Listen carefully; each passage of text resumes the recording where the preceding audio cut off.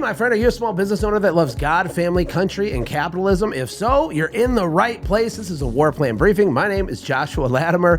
Thank you for being here. I'm going to serve you. Can I bend over backwards and over-deliver for you? Would that be okay? What if I told you in the next few minutes, really quickly, how you can literally double your profit if you have a local business, if you have a home service business, that type of a company? I'm going to show you 4 moves you can make that literally can double your profit at least for $0. It might sound fictitious. It might sound like a ruse, like a fraud. It's really true. I'm going to prove it to you, and it's going to make sense in just a minute. So back when I started my first real company, my best friend at the time was a guy named Wes. Wesley's amazing. He just kind of moved. We went different places. Like, he's amazing. So shout out to you, Wes, if you ever see this. But he had a tree company, and he let me share his office.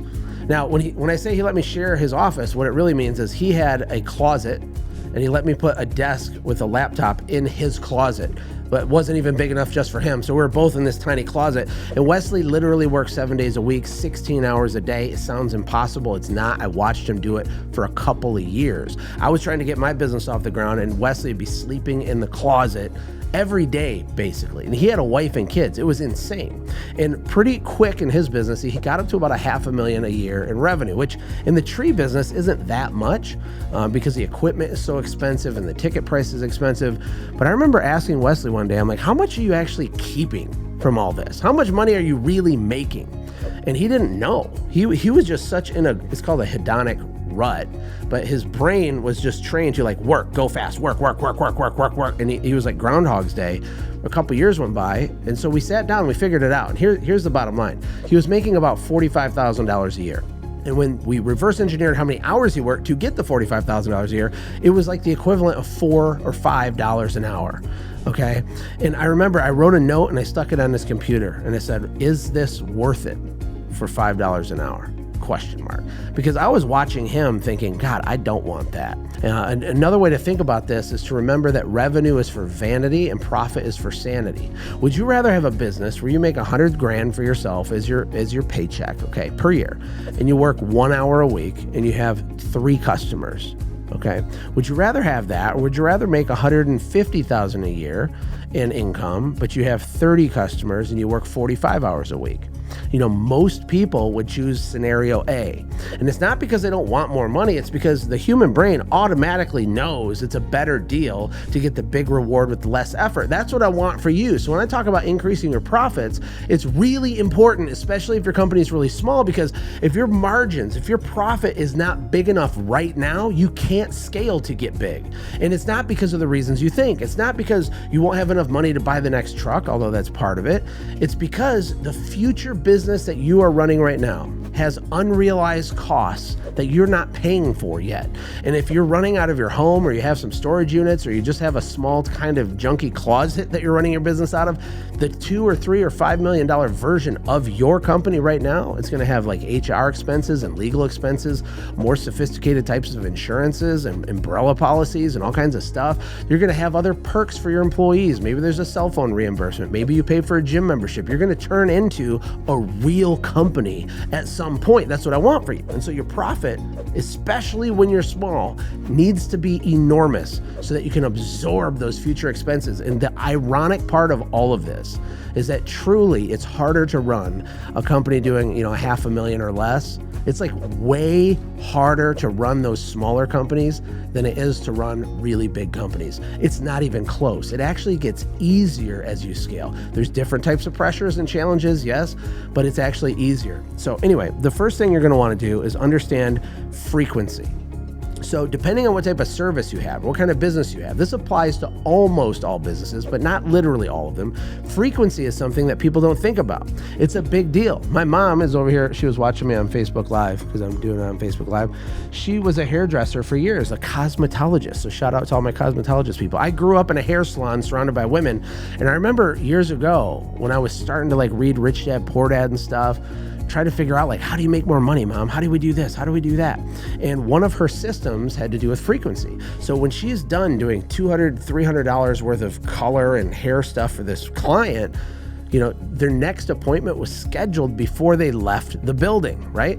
Small companies don't do this. They don't do it enough. They don't focus on it. They don't emphasize it. They don't train for it. They don't have 2 or 3, backup plans to make sure it happens. That by itself can increase the value of your customer. If you have a restaurant and someone eats there every 2 weeks and you can get them to eat there once a week instead, you've doubled the lifetime value of that client. You've increased the frequency, right? If you clean windows 1 time per year and you get them to do it 2 times per year, you've increased frequency. Now, not everyone will want to do it 2 times per year, but what if out of all of the revenue you did in the last 12 months, what if I could add 20% of more revenue just from frequency? That means 1 out of 5 of your people do it 1 extra time per year, right? It means 4 out of 5 of the people don't do it 1 extra time per year. Frequency is a huge deal. Jay Abraham's one of the highest paid business consultants. He's been around forever. I think he charges $50,000 a day plus equity in your company just to talk to him. And the first thing out of his mouth when you get consulting for him is, how do we collapse time on frequency? How do we get people to buy more often? Because rather than hiring an agency, doing another 20 grand in direct mail, spending money on all these things you could spend money on, what if we used our brain and we thought, what sentence can we say when we do the service that would get 1 out of 5 people to do another service in the year? Like inventing that sentence can make you hundreds of thousands of extra dollars by itself, okay? That's just the first thing. The second thing you need to do, the second dial you can move, is referrals. When I talk about referrals, people's brain shuts off. And the reason their brain shuts off is because they think incorrectly, falsely, they think they already understand that. They think they're already doing that. They think, oh yeah. I'm already doing that. No, really? Are you? I don't think so. Almost nobody is actually leveraging referrals to the max. And referrals are free. And let me tell you some of the benefits of referrals. If you have a system, if you have choreography, if there is protocols and processes in place in your company, multiple different ways, multiple touches, and there's reasons why the customer should care, you can 10x your referrals, and it's literally free money. But here's the reason referrals are different than normal leads that you get. A referral, number one, a referral is warm. A referral is borrowing the trust of some other person you made happy when they call you. They're already warmed up through the borrowed trust of this other person that you served when they show up to you. That's why referrals in almost all industries have a higher close rate, they have a higher average ticket, they have a higher profit margin. But you want to know something most people don't know is that referrals are more likely to give you referrals.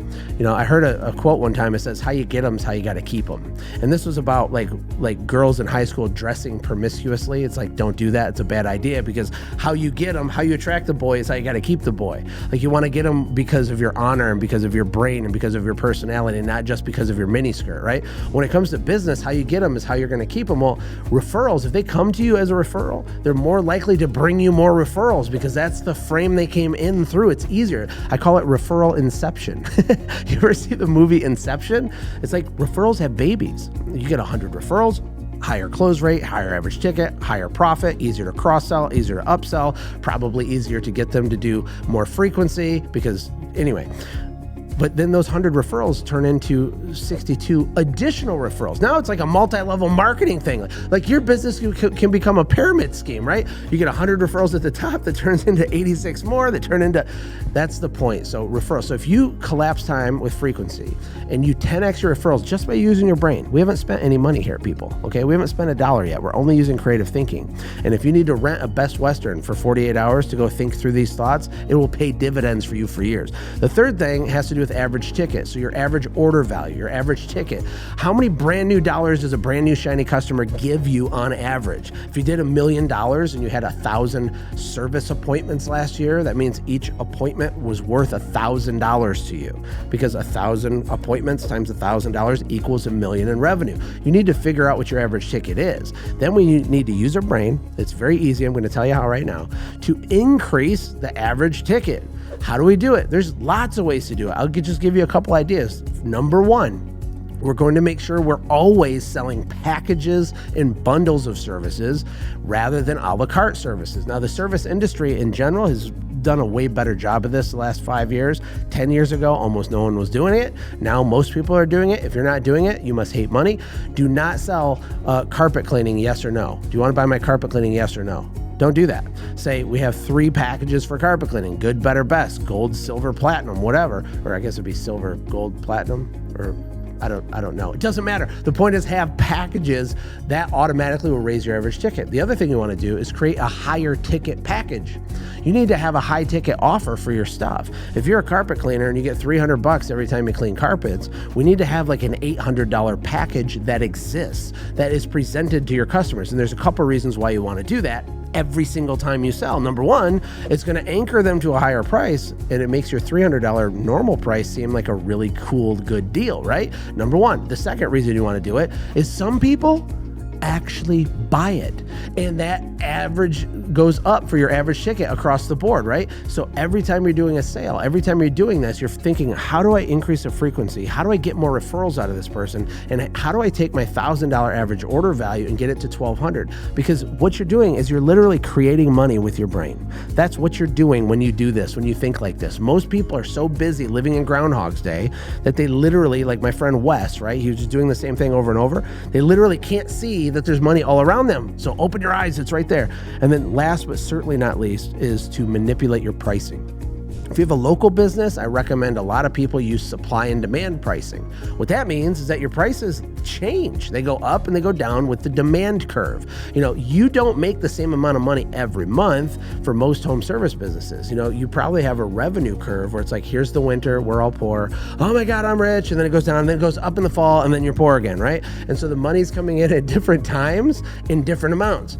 And so we need to charge higher prices when demand is high. It's okay if your close rate goes down to 50%, 40%, 30%, 20%, it's fine if you're getting ridiculous prices and you're still filled up on your schedule. If you're at capacity, your price should go up to an unlimited amount. Okay, an unlimited amount to just keep your capacity full.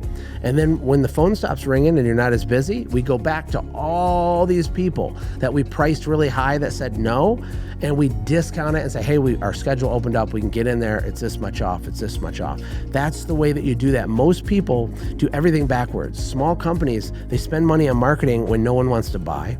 So when they're poor, they hire agencies and buy direct mail but no one wants to buy. And then when they get busy, they stop marketing. And then they never raise their prices. Are you crazy?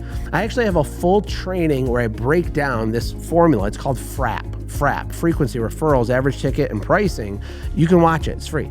I'll have Will put a link somewhere. I don't even know what URL to tell you to go to, but we'll put a link below this video if you want to watch it, where I break down the math behind this, because you can literally almost double your revenue and 2.5 to 3 times your profit, what you get to keep by doing these things even a little bit. And I break down the whole math. Look, just remember this.